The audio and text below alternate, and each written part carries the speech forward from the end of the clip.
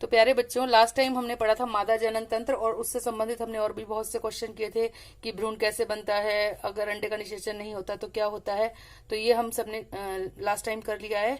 आज हम लास्ट के इसके कुछ टॉपिक्स रह गए हैं लेसन के, वो करेंगे और आज ये हमारा जो लेसन है खत्म हो जाएगा।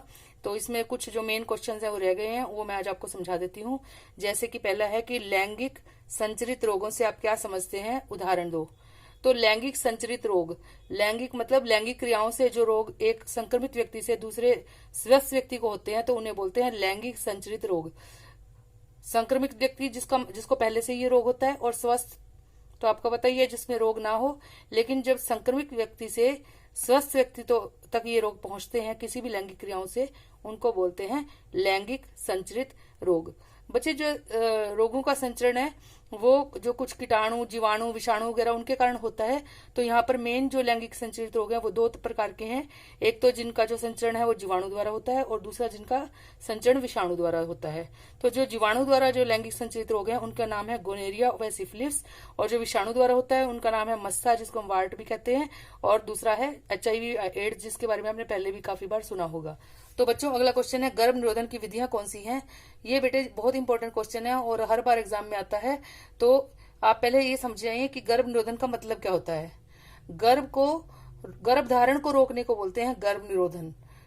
गर्भ धारण को रोकना मतलब गर्भ धारण ना हो, उसको रोकने के लिए जो विधियां होती हैं उनको हम बोलते हैं गर्भ निरोधन की विधियां। तो बच्चों, सबसे पहली जो विधि है उसका नाम है रासायनिक विधि। इस विधि में क्या होता है बच्चों, जो गर्भ निरोधन है उसको रोकने के लिए गोलियों का उपयोग किया जाता है। किसका उपयोग किया जाता है, गोली का। तो इस विधि में गोली के रूप में दवाएं ली जाती हैं।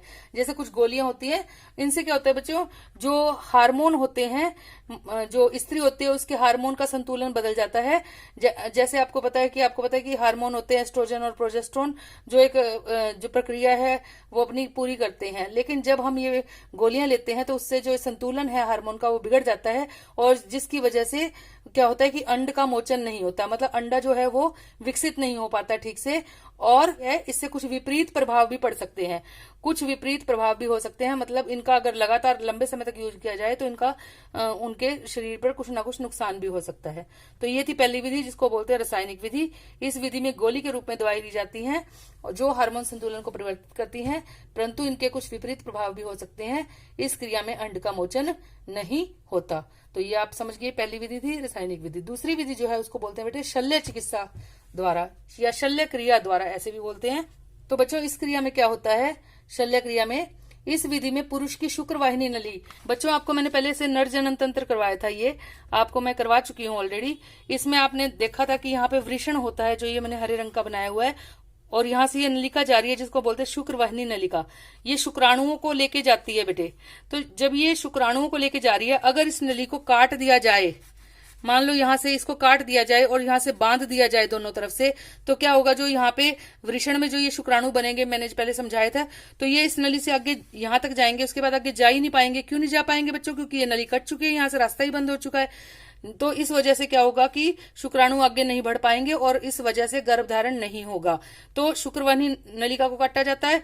या फिर मादा जनन तंत्र में अगर बात की जाए, इसमें आपको पता है कि यहाँ पर क्या होते हैं, अंडाणु बनते हैं अंडाशय में, और ये जो होती है अंडवाहिनी नलिका होती है, ये लिखा भी हुआ है यहाँ पे अंडवाहिका, ये अंडवाहिका है, और इसके अंदर अंडाणु जो होते हैं वो इधर से आते हैं।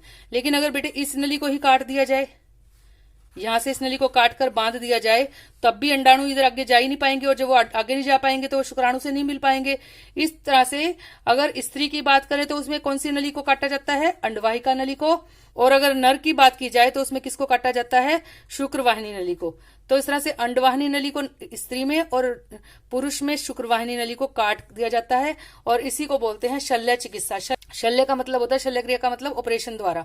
तो इस विधि में पुरुष की शुक्रवाहिनी नली आपको जैसे दिखाया, वह स्त्री की अंडवाहिनी नली को काट कर बांधा जाता है, ताकि जो शुक्राणु या अंडाणु है वो आगे जा ही ना सके।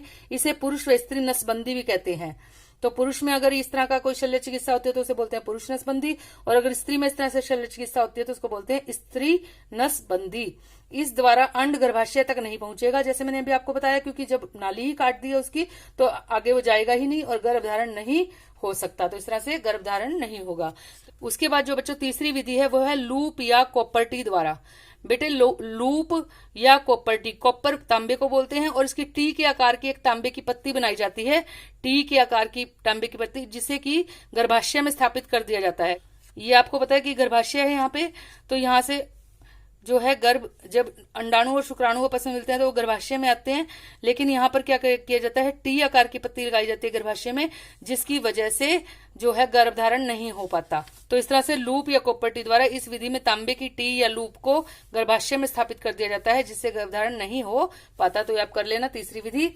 चौथी विधि है रोधिका, जिसमें कि कंडोम का उपयोग किया जाता है। तो बच्चों इस तरह से हमने ये करना है, गर्भ निरोधन की 4 विधियां बहुत इंपॉर्टेंट है, इन्हें अच्छे तरीके से याद कर लेना, और इनके बहुत ज्यादा डिटेल में जाने की जरूरत नहीं है। अगर आप गाइड वगैरह के चक्कर में पढ़ते हो तो उसमें बहुत ज्यादा एक्स्ट्रा दिया होता है, जो हमारे सिलेबस में नहीं होता इतना। तो मैंने बिल्कुल आपको एनसीईआरटी के ऊपर ही जितना उसमें दिया हुआ है एनसीईआरटी में उतना ही आपको करवाया, और इससे बाहर से नहीं आएगा।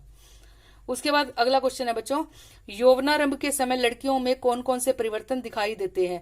आपको पता है कि जैसे ही बच्चा 11-12 साल से बड़ी उम्र का होने लगता है तो उसमें कुछ ना कुछ बदलाव आते हैं, क्योंकि जो लड़कियां होती हैं उनमें एस्ट्रोजन नाम का हार्मोन बनने लगता है, जिसकी वजह से उनके शरीर में कुछ ना कुछ परिवर्तन आते हैं। तो क्या क्या परिवर्तन आते हैं, जैसे कि त्वचा का तैलीय हो जाना व म्यासों का निकलना। बेटे जो ये मैं पहले 3 लक्षण करवा रही हूँ ये लड़कियों और लड़कों में सेम है। तो क्वेश्चन में जो आप अगर लड़कों का आए तब भी पहले 3 पॉइंट है वो सेम रहेंगे। तो त्वचा का तैलीय हो जाना व मुहासों का निकलना। तो जब यौवनावस्था की तरफ जाते हैं तो जो हमारी जो स्किन है वो थोड़ी तैलीय मतलब थोड़ी चिकनी हो जाती है, और उनसे मुहासे निकलने लगते हैं। हाथ पैर व चेहरे पर महीन रोम आना, जैसे हाथ पैर और फेस पे थोड़े छोटे छोटे रोम बाल जैसे आने लगते हैं। कांख में जननांगों पर भी बाल आने लगते हैं। रजोधर्म आरंभ होना, ये मैंने आपको पिछले लेक्चर में समझाया भी था रजोधर्म क्या होता है, जिसको हम ऋतुस्राव भी बोल रहे हैं। तो उसको मैं क्वेश्चन ही पूरा करवा चुकी हूँ, तो वो भी लड़कियों में आरंभ हो जाता है। स्तनों का आकार बढ़ना। तो इस तरह से ये है यौवनारंभ के समय लड़कियों में कौन कौन से परिवर्तन दिखाई देते हैं। तो ये सेम यही क्वेश्चन है, लेकिन अब ये लड़कों के बारे में है। तो इसमें पहले मैंने लिख दिया है कि 1 से 3 ऊपर लिखे उत्तर के समान है, मतलब पहले 3 पॉइंट वही लिखने हैं जो ऊपर वाले क्वेश्चन में थे। तो 4th और 5th में बता देती हूँ। जैसे कि दाढ़ी व मूंछ का आना, सबको पता है कि जब लड़के बड़े होते हैं तो उनमें दाढ़ी मूंछ आने लगती है वो, और आवाज का भारी हो जाना, क्योंकि आवाज जो होती है थोड़ी मोटी हो जाती है, तो इसको बोलते हैं। तो इस तरह से आवाज का भारी हो जाना, तो ये परिवर्तन यौवनारंभ के समय लड़कों में दिखाई देते हैं। तो इस तरह से बच्चों हमारा ये लेसन खत्म हो जाता है। इससे संबंधित जो भी पाठ्य पुस्तक के क्वेश्चन है और अभ्यास के क्वेश्चन है वो आप करेंगे। काफी हद तक क्वेश्चन बीच में कवर हो चुके हैं, पर जो क्वेश्चन रह जाते हैं आप उन्हें अपने टीचर से पूछ सकते हैं, या आप उन्हें जो मेरे टॉपिक्स हैं उनमें से उनके आंसर मिल जाएंगे। और अगर आपको और कुछ पूछना है तो आप उसे कमेंट बॉक्स में लिख के भी मुझसे पूछ सकते हैं। तो अगर आपको ये सारा समझ आ रहा है तो अपने फ्रेंड्स के साथ भी वीडियो शेयर करना, और मेरे चैनल को सब्सक्राइब कर लेना, ताकि आगे की वीडियोस की नोटिफिकेशन आपको मिलती रहे। Thank you.